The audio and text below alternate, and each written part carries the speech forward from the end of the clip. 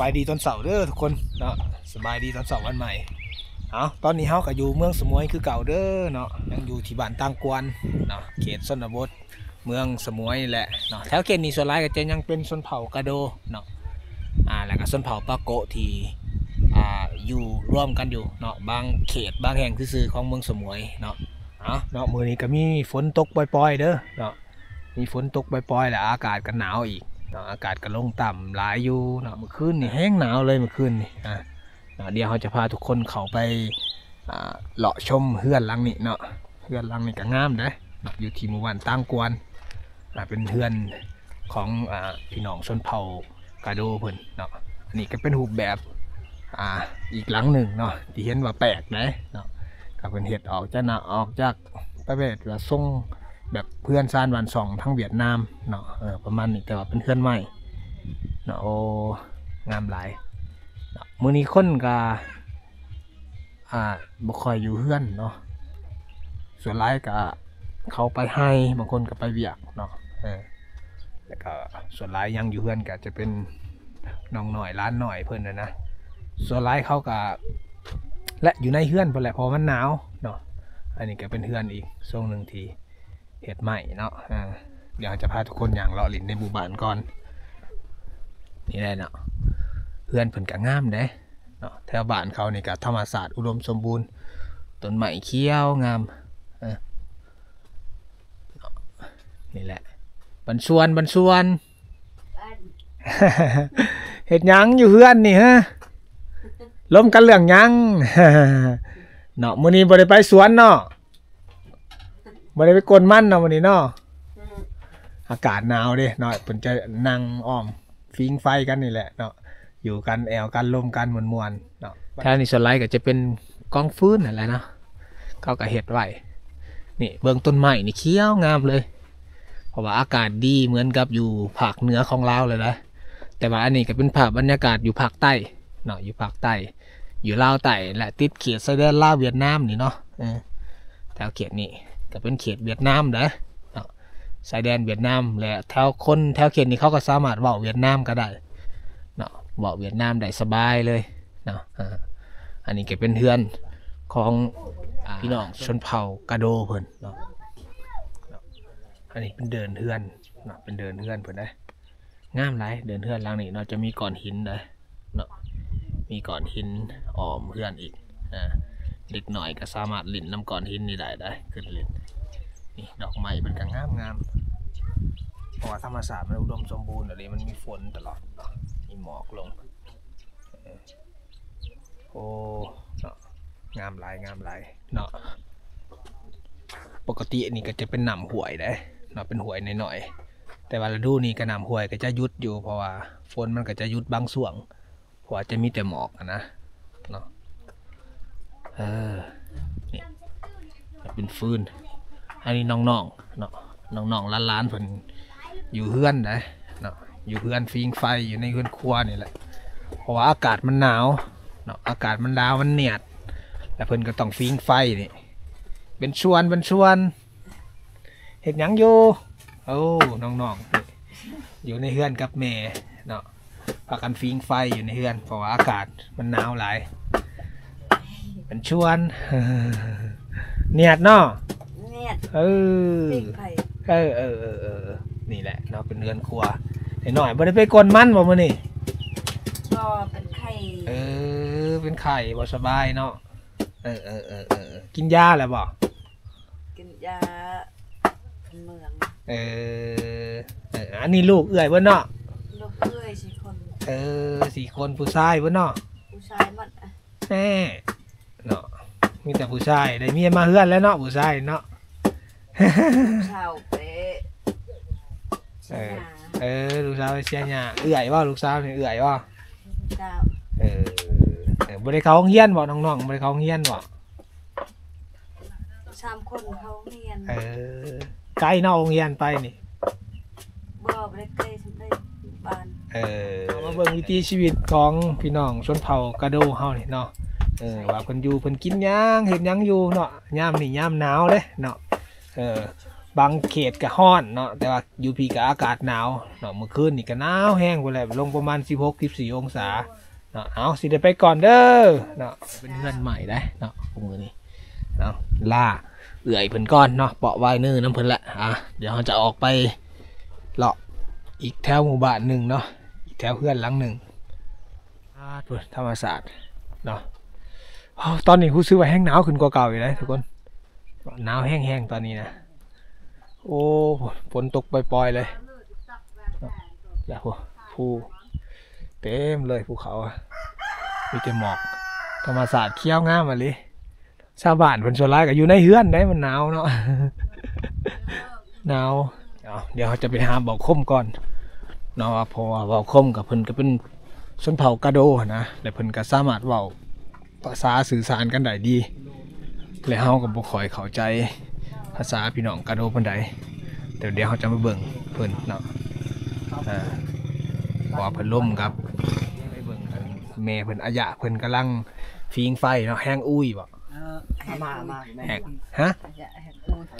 แห้งอุ้ยเนาะนี่แหละเฮือนครัวเพิ่นจะมีกองไฟอยู่ทางกลางเฮือนแล้วก็เฮาสามารถนั่งอ้อมแล้วก็ฟิงไฟได้เฮ็ดอยู่ครัวอาหารอยู่นี่เนาะไปเนาะนี่อากาศหนาวหลายโดมาเดี๋ยวพี่โดบอนนิกเนาะเนาะอากาศหนาวไปไสบ่ได้แล้วเนาะมื้อนี้เนาะไปไสบ่ได้คนมั่นแล้วบ่มันต้นคนแล้วมัดต้นขายแล้วเนาะได้หลายบ่ปีนี้บ่หลายเท่าไหร่100 ล้านเนาะได้หลายล้านเนาะ1 ล้านเนาะได้1 ล้านกีบเนาะประมาณจักต้น1 ล้านนี่ได้จักต้นก็2 ต้น2 ต้นเนาะได้1 ล้านแสดงว่าโลละพันบ่นี่มหาลอยโล500บ่โล500เป็นมันเปียกเนาะโอ้แม่ผู้นี้เป็นแม่เจ้าบ่เนาะหนังฟิงไฟลูกได้สับไปไสเบิดลูกผัวได้ไปไสเบิดผัวตายผัวตายเนาะตายหลายปีแล้วบ่หลายเสียใจนำยังแต่ลูกเนาะยังแต่ลูกนี่แหละเนาะอยู่ในเฮือนฟิงไฟอยู่นี่อุ่นดีได้เนาะเพราะว่าอากาศมันหนาวเด้เนาะเอาสิได้ไปก่อนเด้อบัดนี้เด้อเนาะเปาะยังเกาะเปาะไวเนื้อเนาะยันเทละหน่อยได้เนาะฟิงไฟไว้ยังเกาะฟิงไฟลืมแหละเป็นภาษากาโดเฮาจำแก้มาหันไทยแหงอุ้ยแหงอุ้ยเนาะฟิงไฟว่าแหงอุ้ยเนาะเวลาเวลาเฮามาเที่ยวเด้อเงียดแหงอุ้ยเวลาเฮามาเที่ยวแถวเขตชายแดนลาวเวียดนามเนาะเฮาสามารถแหงอุ้ยเนาะถ้าว่าเฮาหนาวเนียดนะเนาะหนาวนี่คือเนียดเนาะแหงอุ้ยขอฟิงไฟแนวท่านฟิงไฟเนาะแหงอุ้ยเอาไปก่อนเด้อเนาะเขตที่เฮามานี่นะมันบ่ค่อยเป็นทงเพียงเลยมันมีแต่ภูเขาแต่อากาศก็เป็นมีแต่อากาศเย็นอีกนะบางคนก็คิดว่าโอ้ภาคใต้จะบ่ค่อยมีอากาศเย็นบ่เนาะที่จริงก็มีเด้อทุกคนเนาะอยู่เขตเมืองสมวยชายแดนนี่ก็จะเป็นแต่อากาศหนาวแหละเนาะเหมือนกับอยู่แถวอันภาคเหนือของเราแถวพงซาลีเนาะแถวพงซาลีแถวหยอดอูก็แหละก็คือกันเลยแหละอากาศเนาะแต่ว่าอยู่นี่จะแตกต่างกว่าทั้งภาคเหนือเพราะว่ามันจะมีฝนตลอดเลยแต่เขาก็เห็ดหน้าลายอีกเท่านี้เห็ดหน้าลายแล้วดูอีกเนาะนี่แหละครับบรรยากาศโอ้เย็นอะไรนี่เนาะเป็นวิถีชีวิตของพี่น้องชนเผ่ากาโดเนาะและเฮือนซ่านบ้านซองของชนเผ่ากาโดเอาโอ้อากาศหนาวแห้งเลยทุกคนเลยหนาวเลยตอนนี้กับฝนก็ตกปล่อยๆหนาวเย็นเฮือนผลงานเนาะผลเห็ดซีงานเลยนี่ นลักนี่งามเลยพันเด็ด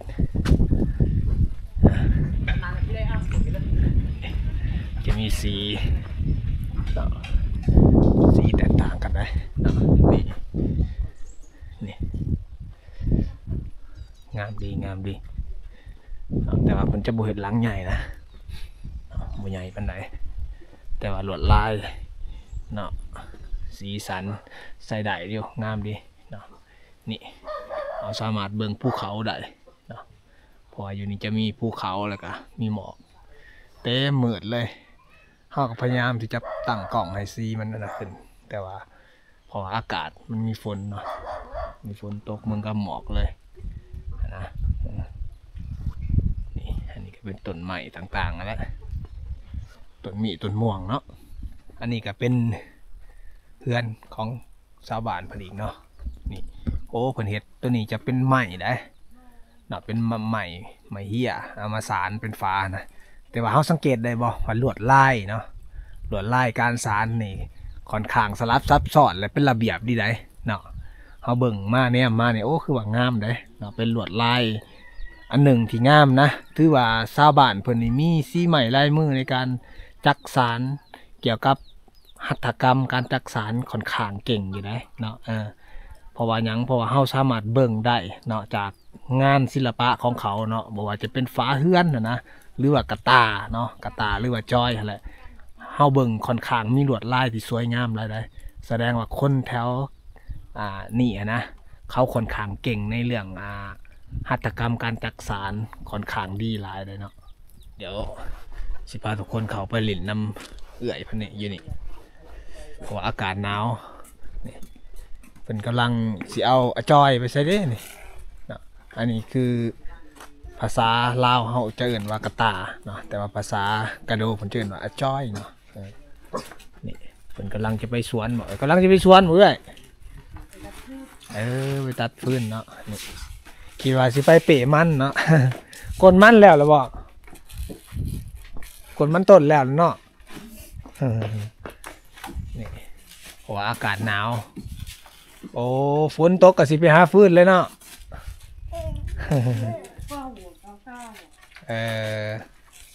ฟืนที่ตัดไว้ไปเป๋เอาวะ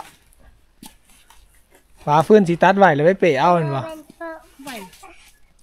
ฟืนที่ตัดแล้วก็ไปเป๋เอาวะหรือว่าไปเอาใหม่เลยเอาใหม่เนาะเอาขอยไปเด้อจะหาฟืนเนาะและอยู่ผู้ดอยคนละอยู่ป่าคนละคนไปเนาะส่วนลายเขาก็จะเห็นอันผู้ยิ่งนะเนาะส่วนลายผู้ยิ่งเป็นก็จะรับผิดชอบในการไปหาฟืนนะเนาะนี่ไปหาฟืนเห็ดอยู่พอกินแหละเนาะผู้ยิ่งผู้ชายก็จะไปหาอาหารหาอาหารเนาะและคนจะไปปลาแหละเอาอากาศหนาวคนต้องตุ้นฟืนไว้หลายๆเนาะเพื่อเขาต้องใส่ฟืนหลายในการสุมไฟเนาะเห็นน้องๆอยู่นี่กำลังเล่นนี่นิดหน่อยอยู่นี่โอ้เขากำลังเล่นกันอยู่นี่เงาเห็นเฮือนหลังนี่นะเพิ่นเฮ็ดคักได้เฮือนเพิ่นเนาะจะเป็นหลังคาแหลมๆนี่รูปแบบทรงนี่จะออกลักษณะคือทางเวียดนามแหละเป็นเอกลักษณ์เนาะถ้าภาคใต้เฮาก็จะบ่มีแนวนี้เลยนี่น้องๆเพิ่นพักกันเล่นอยู่นี่แหละแบบที่ชาวบ้านเขาเล่นหมวนนี่เล่นยังที่บ่เขาเล่นยิงวีที่บ่ลูกก็เป็นตลอดเป็นโตยมากะเทวที่มาโตยโอ้เนาะนี่แหละคนจะเขียนเนาะเขาก็เล่นแนวนี้แล้วเขาจะบริลินโทรศัพท์คือคนต่างเมืองอะไรที่ไปฟันบ่ซึบลงบ่เขากะลินตามแบบ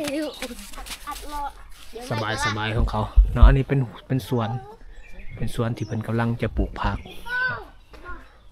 อันนี้ก็เฮือนชาวบ้านเพิ่นเนาะแต่ว่าส่วนหลายคนในหมู่บ้านเขาก็บ่ค่อยอยู่ได้เขาไปเฮ็ดสวนเนาะทางไห่เนาะไปเนี่ยนะก็บ่ค่อยมีคนอยู่เฮือนจะมีแต่เด็กน้อยกับผู้เฒ่าและมื้อนี้เนาะอากาศก็หนาวเย็นอีกแต่คนส่วนใหญ่เขาจะอยู่ในเฮือนเขาบ่ค่อยออกมานี่น้องๆคนอยู่ในเฮือนนั่นแหละเนาะนี่โอ้บ้านเฮือนเขาเนี่ยจะมีนกมีต้นไม้ธรรมชาติอุดมสมบูรณ์อะไรเนาะกาเมื่อเขาเบิ่งเห็นแล้วก็น่าอยู่ได้ทุกคนเนาะเขาก็สามารถตัดออกจากโลกภายนอกได้นี่เพราะว่าเขาก็บ่ได้ใส่อินเทอร์เน็ตโทรศัพท์อย่างอีกเนาะไฟฟ้าเขาก็ใส่ไฟฟ้าแสงตะเวนเอานี่ตำเข่าเขาก็ใส่มือตำเอาได้เนาะในหมู่บ้านนี้แต่ว่าคิดว่าคนกับบ่คนไปสวนนะแล้วเขาไปให้ไปทางเขาให้แล้วบ่คอยเห็นเขาถ้าเขามาในส่วงที่มีคนอยู่หลายเขาอาจจะได้เห็นเขาตำเข่าเนาะอยู่ในหมู่บ้านอันนี้ก็เป็นเฮือนแบบดั้งเดิมเด้เนาะที่เขาก็เห็นหลายๆบ่อนที่เขาก็เคยได้นำเสนอเนาะให้กับทุกคนได้เห็นนี่แหละเนาะเป็นเอกลักษณ์เนาะมันจะมีออกมาทั้งไต่ระเบียงกันลมตัวนี้แหละเนาะบ่อนที่เขาเก็บของอะไรนี่เนาะนี่แหละเนาะเป็นฝาใหม่เนาะที่เอามาสานลวดลายต่างๆที่เขาเห็ดเอาแหละเนาะในเฮือนไม้แป้นก็มีคือกันเนาะโมเมนต์ว่าบูมี่ได้เนาะอันนี้เป็นเฮือนแบบดั้งเดิมเขาแหละเนาะที่เขาเห็ดเอาจากวัตถุจากธรรมศาสตร์เนาะมาเห็ดก็เพื่อประหยัดต้นทุนเนาะประหยัดเงินในการเห็ดเฮือนนะเนาะอันนี้ก็เป็นความสวยงามในเอกลักษณ์ของชนเผ่าเพิ่นเนาะ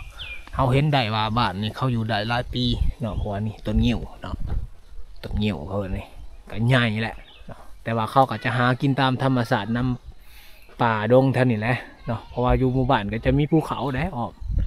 มีภูเขาอ้อมแล้วก็ตอนนี้ก็มีหมอกลงอีกเนาะเมื่อเช้านี่ก็มีฝนได้เมื่อเช้านี่ก็มีฝนตกแต่ว่าส่วงสวยๆกับบ่มีฝนแหละเนาะบ่มีฝนก็เริ่มหยุดอีกเนาะแต่ว่าอากาศนั่งหนาวเย็นอยู่นั่งหนาวเย็นเนาะผู้เฒ่าผู้แก่ก็ต้องฟิงไฟอยู่ในเฮือนหมดแล้วเนาะแต่ว่า2-3เฮือนนี่ก็บ่มีคนอยู่แล้วและบางคนก็อาจจะไปย้ายไปอยู่บ่อนใหม่นะเนาะย้ายไปอยู่บ่อนที่เจริญและก็บ่อนที่สะดวกสบายกว่านี้นะเนาะแต่ว่าอยู่นี่บางคนเขาก็ยังอยู่แบบดั่งเดิมกับธรรมศาสตร์อยู่นะเขาก็บอกคุ้นเคยในการปรับสภาพเนาะนะปรับสภาพแบบใหม่นะเขาก็จึงอยู่แล้วนี่นี่แหละเนาะวิถีชีวิตชาวชนเผ่ากระโดเพิ่นงามเนาะงามหมู่บ้านเขาก็เป็นธรรมศาสตร์อยู่แบบพ่อเพียงนะเนาะเฮือนหลังนี้ก็บ่มีคนอยู่เลยเป็นบ้านห่างแหละเป็นเฮือนหลังห่างแล้วบ่มีคนอยู่เลยที่นี่บอกคมมื้อแรงมาพักบ่อยู่นี่ เนาะข่อยกระส่วนบอกคมมานอนอยู่เฮือนหลังนี่เฮือนห่างเนาะเฮือนห่างคนแถวเขตอื่นเขาก็จะย่านได้เฮือนห่างนี่เนาะเขาถือว่าเฮือนห่างนี่ถ้าบ่แม่นเจ้าของเขาก็บ่กล้าที่จะอยู่ได้เนาะแต่ว่าสิกล้าบ่มานอนอยู่เฮือนห่างนี่เนาะเขาก็บ่อยากลอง แต่ว่าถ้าในกรณีเขาบ่มีบ่อนพักแท้ๆก็จำเป็นได้ทุกคนเนาะเขาก็สามารถพักได้เนาะนี่แหละในหมู่บ้านนี่ก็จะมีหลายหลังอยู่บ้านเขาก็เงียบจะมีเสียงน้ำไหลตลอดเลยแล้วก็เสียงนกฮ้องเขาซึกว่าเมื่อเขาได้ฟังเสียงก็รู้สึกสุขใจเนาะมีความสุขอยู่เลยเป็นหมู่บ้านที่งามอีกหมู่บ้านหนึ่งเนาะ